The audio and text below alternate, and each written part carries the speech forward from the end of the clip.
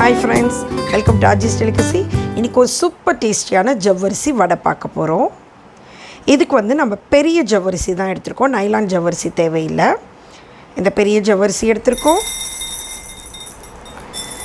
பாருங்கள். இதை எடுத்துட்டு நல்லா வாஷ் பண்ணிவிட்டு தண்ணி ஊற்றி நல்லா முழுகிற அளவுக்கு தண்ணி ஊற்றி ஒரு 8 hours சோக் பண்ண போகிறோம். பாருங்கள், நான் இதை ஓவர் நைட் சோக் பண்ணிட்டேன். இப்போ எடுத்து அவ்வளோ மஷி ஆகுது பாருங்கள், அந்த மாதிரி இருக்கணும். ஸோ இது நல்லா தண்ணி வடிச்சிட்டு நான் கரெக்டாக முழுகிற அளவுக்கு வச்சதுனால எக்ஸ்ட்ரா தண்ணியே நிற்கலை. இது நல்லா நம்ம கையிலேயே நல்லா மஷியாக பிசைஞ்சு வச்சிடணும், உருண்டையாக இருக்க தேவையில்லை. இதில் வெங்காயம், பச்சை மிளகாய் நல்லா பொடியாக கட் பண்ணி போட்டுட்டோம். சீரகம் போட்டிருக்கேன், அதோட உப்பு. ரொம்ப சிம்பிளாக செஞ்சிடலாங்க, ரொம்ப ரொம்ப ரொம்ப டேஸ்டியாக இருக்கும். உருளைக்கிழங்கும் நல்லா வேக வச்சு தோல் உரித்து அதை நல்லா மசித்து இதில் ஆட் பண்ணிடுறோம். சில பேர் கடலை போடுறாங்க, சில பேர் ப்ரெட்டு போடுறாங்க. பட் ப்ரெட்டு போட்டால் உங்களுக்கு என்ன ரொம்ப இழுக்குதுங்கிறதுனால நான் வெறும் உருளைக்கிழங்கு மட்டும்தான் போட்டேன். கொத்தமல்லியும் போட்டிருக்கேன் பாருங்கள், கொத்தமல்லி தலை. அவ்வளோதாங்க, ரொம்ப ரொம்ப சிம்பிளாக செஞ்சிடலாம். ரொம்ப டேஸ்டியாக இருந்தது.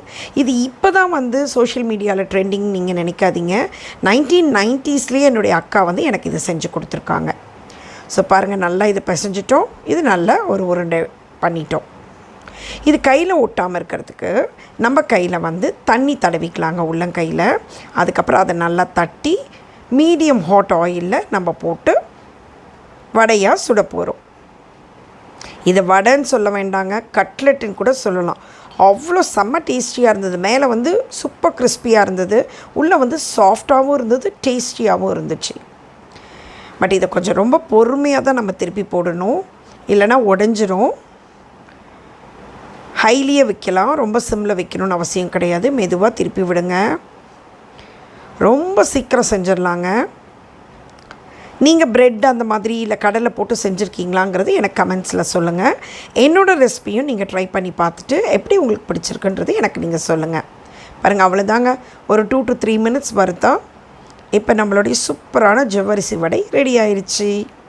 இதை என் பொண்ணு ஏன் இந்த வடைன்னு சொல்கிறீங்க, கட்லெட்டுன்னு சொல்லுங்கன்னா, அந்தளவுக்கு செம்ம டேஸ்டியாக இருந்தது. நீங்களும் ட்ரை பண்ணிவிட்டு எப்படி இருக்குன்னு சொல்லுங்கள். பாய்.